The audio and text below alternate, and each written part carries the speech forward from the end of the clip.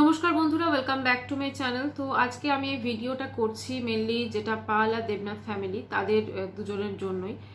তো আমি কিছুক্ষণ আগে দুটো ভিডিও দেখলাম। একটা প্রথমে দেখেছিলাম দেবনাথ ফ্যামিলির, আর তারপরে দেখলাম পাল ফ্যামিলি। তো দেবনাথ ফ্যামিলির যে ছেলেটির মা, সে এসে বলল যে তার ছেলেকে হসপিটালে নিয়ে যাওয়া হয়েছে এবং সেখানে একটা কি খাইয়ে তাকে বমি করে ওয়াশ করানো হয়েছে, মানে সে কিছু মেডিসিন খেয়েছিল। আর থাম্বনেলে যে ছবিটা দেওয়া ছিল ওটা তার ইসিজি হচ্ছিল, সেটার ছবি ছিল। তো বললো তার ছেলের অবস্থা প্রচন্ড খারাপ, তবু হসপিটালে যেহেতু বেড নেই, মানে তারপরে সেই জন্য ঘরে আনবে এবং ঘরে এনে তাকে বা এনেছে অলরেডি, তো তারপরে তাকে কোথায় পুজো দিতে নিয়ে যাবে। মানে মোটামুটি ভাবে এটাতে বোঝা যাচ্ছে ছেলে হাঁটা চলা সবই করতে পারছে, মোটামুটি সুস্থই বলা যেতে পারে। তো কথা হচ্ছে যে কালকে রাত্রে যে জিনিসটা হয়েছে সেই লাইভটা কিন্তু ডিলিট হয়ে গেছে, এবং আমি দেবনাথ ফ্যামিলির যিনি মানে কর্ত্রী বলা উচিত বা ছেলেটির মা, তিনি যে ভিডিওটা দিয়েছেন তার চ্যানেলেও দিয়েছেন, তার ছেলের চ্যানেলেও দিয়েছেন। মানে তার ছেলের এতটাই খারাপ অবস্থা, সে কথা বলতে পারছে না। সেই ভিডিওটার ডেসক্রিপশন এবং সমস্ত কিছু আমি যা দেখলাম, মোটামুটি সেগুলো বেশ ঠিকঠাকভাবেই লেখা হয়েছে এবং মনিটাইজেশন অনও করা হয়েছে দুটো চ্যানেলেই, মানে ওর মায়ের চ্যানেলেও করা হয়েছে, ছেলেটির চ্যানেলেও করা হয়েছে। অপরপক্ষে আমি দেখলাম মেয়েটির, মানে যে আমাদের মেয়ে রয়েছে আর কি, পাল ফ্যামিলির মেয়ের মায়ের ভিডিও। সেখানে ওর মা সকালবেলা চা আর কেক নিয়ে বসেছে। তো তারপরে বললো যে কিছু কথা বলবো বলে বেশ কিছু মানুষকে, মানে কন্ট্রোভার্সি ক্রিয়েটারকে দোষারোপ করলো। তো তারপরে বললো যে এই অমুক অমুকগুলো আরও কিছু নাম নিয়ে বললো এরা খুব ভালো, এরা আমার পরে ভিডিও করছে, অথচ যারা আগে ভিডিও, মানে এরাও কিন্তু বিপক্ষে হয়ে গেছিলো মাঝখানে, এখন যারা ওর পরে আছে। তো খুব ভালো, তো আমার মেয়ে যাতে সংসারটা করতে পারে সেটা তোমরা সবাই চেষ্টা করো। এবং অবশ্যই তিনি, যিনি আমাদের মানে ম্যাডাম আছেন, আমাদের সর্বেসর্বা ম্যাডাম, সমাজসেবিকা ম্যাডাম, ওনার নাম দিলেন যে দিদি তুমি দেখো আমার মেয়ের সংসারটা যাতে না ভাঙে। এবারে কথা হচ্ছে যে মেয়েটির সংসারটা যাতে না ভাঙে সেটা মানে মা বললো আর কি। এবারে দেখুন, প্রথম কথা হচ্ছে একটা সংসার কাকে বলে সেটা আমাদের আগে দেখতে হবে। একটা সংসার তাকেই বলে যেখানে দুটো মানুষ, মানে স্বামী স্ত্রী দুজন মিলে সংসারটাকে চালনা করছে এবং সেই সংসারে দুজনেরই একটা, মানে কি বলবো, স্যাক্রিফাইস থাকে, সব কিছু থাকে দুজনের মধ্যে, ভালোবাসা বলুন থাকে, মানবিমান ঝগড়াঝাটি সব কিছুই থাকে এবং তারা সংসারটাকে, মানে গাড়িটাকে তারা চালাচ্ছে। এদের ক্ষেত্রে আমরা, এই ছেলেটি এবং মেয়েটির ক্ষেত্রে আমরা দেখেছি এরা, মানে ধরুন বিয়ে হয়েছে তারপর থেকে আমরা বেশ অনেকবারই তো দেখলাম, এরা মাঝে মাঝে কিছুদিন এরা একসাথে থাকে, তারপরে বেশ যখন একসাথে থাকে তখন এতটাই ভাব হয়ে যায় যে মানে জাস্ট ভাবা যায় না। শুধু যে ছেলেটি মেয়েটি তা না, মেয়েটির সঙ্গে তার শাশুড়ির, কখনো আমরা দেখি ছেলে তা মানে জামাই শাশুড়ির সঙ্গে ডান্স করছে, কখনো আমরা দেখি বৌমা শাশুড়ির সঙ্গে ডান্স করছে, সে বৌমাকে শাশুড়ি খাইয়ে দিচ্ছে, মানে এত ভালোবাসা যেটা নর্মাল লাইফে কিন্তু খুব একটা আমরা দেখতে পারি না, বা লোক হয়তো অত দেখায়ও না, কিন্তু এদের ক্ষেত্রে আমরা সেটা দেখি। ঠিক আছে, প্রচন্ড ভালোবাসা, মানে যখন হয়তো তখন অতিরিক্ত, আর যখন থাকে না তখন কিছুই থাকে না, এরকম একটা ব্যাপার। তো এইটাই মোটামুটি সংসার ওদের ক্ষেত্রে।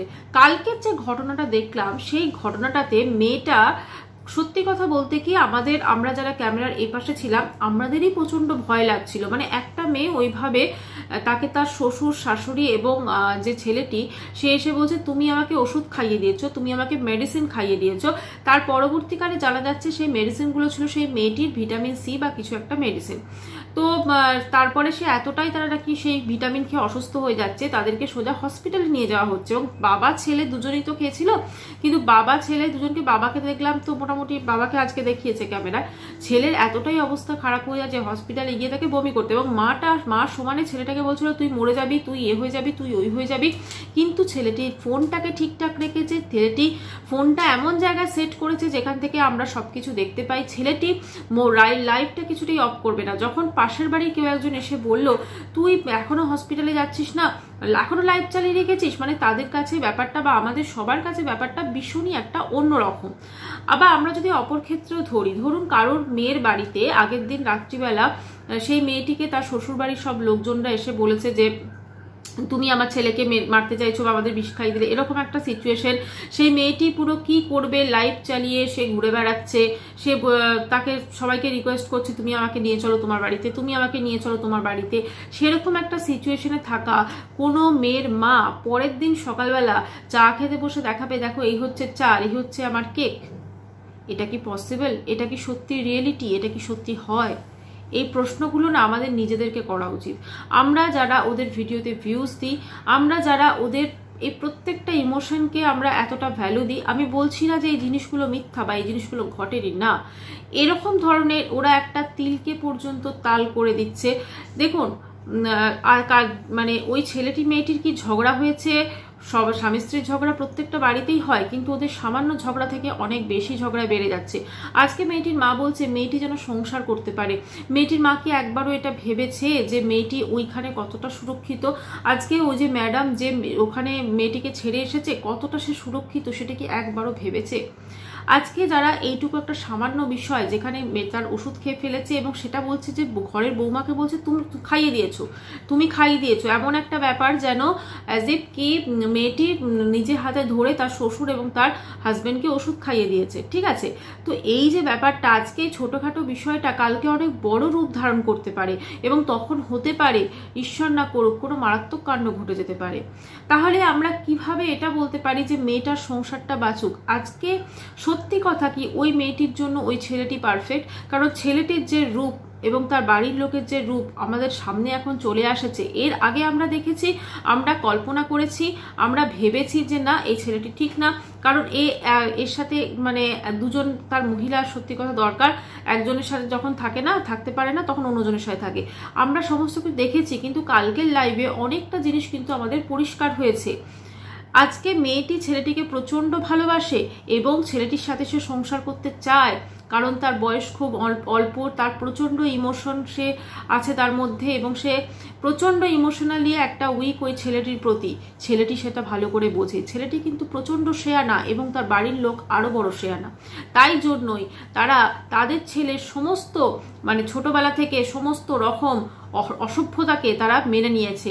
ওইটুকু ছেলের বিয়ে করেছে দুবার, একবার তো ডিভোর্স হয়ে গেছে, তারপরে পড়াশোনা তো সব চুলোয় গেছে, কোনো রকম কেরিয়ার বলে কিছু নেই। কেরিয়ার কি না, ওয়াইটিতে এসে এরকম ভাবে নিজের ফ্যামিলি কেচ্ছাকে বিক্রি করে বা ওপেন লাইভে বলছে আমি কি সব শেষ বা এরকম কিছু, সেই লাইভটা যদিও প্রাইভেট করে দিয়েছে। তো এইরকম ধরনের মানে এদের কাছে ব্যাপারটা হচ্ছে যে সমস্ত কিছু সোশ্যাল মিডিয়াতে এরা দেখাবে এবং সেগুলো থেকে দেখিয়ে পয়সা ইনকাম করবে, এটাই এদের হচ্ছে কেরিয়ার। আচ্ছা, এবারে কথা হচ্ছে আজকে আমরা কেউ ঠিক করার নয় যে মেয়েটি ওখানে সংসার করবে কি করবে না, এটা সম্পূর্ণ ঠিক করতে হবে ওর মাকে। বাবা তো যাই হোক এসবে থাকে না, এবং অবশ্যই ছেলের বাড়িরও মা বাবাকে। আরেকটা জিনিস, মেয়েটির মাটা হয়তো মানে মেয়েটির মা এই জন্য চাইছে হয়তো যে মেয়েটি শ্বশুর বাড়িতে থাকুক, কারণ মেয়েটি যে মেন্টালি ডিসব্যালেন্স বা মেয়েটার যে মাথার গন্ডগোল আছে সেটা ওর মা ভালো করে জানে, এবং এরকম ধরনের একটা মেয়ে যদি 24 ঘন্টা বাড়িতে থাকে তার মায়ের উপরও যথেষ্ট চাপ পড়ে, এবং তিনি চাইছেন মেয়েকে সোজা কথা ওখানে গুছিয়ে দিতে। কারণ মেয়ের যেটা প্রপার চিকিৎসার প্রয়োজন, মেয়ের একটা প্রপার গাইডেন্সের প্রয়োজন, না হলে এত বড় একটা জিনিস দেখার পর কোন মা বলুন তো পরের দিন সকালবেলা রিল্যাক্সে এরকম ভাবে চা কেক খেতে পারে? মানে এটা কি পসিবল? কারণ সেই মাটির তো সবসময় এটা চিন্তা হবে যে আমার মেয়েটার সাথে কি হলো, হয়তো তিনি সবটা জানেন, হয়তো ভেতরে ভেতরে কথা হচ্ছে সমস্ত কিছু, তাই জন্য হয়তো তিনি এতটা রিল্যাক্স মুডে আছেন, কিন্তু আমাদের অডিয়েন্স বা দর্শকদের সম্পূর্ণ অন্যরকম চিত্র দেখানো হচ্ছে। দর্শক বা অডিয়েন্সকে সবসময় একটা যে তোমরা ভিডিও করো, তোমরা এই ভিডিও দেখতে পাবে।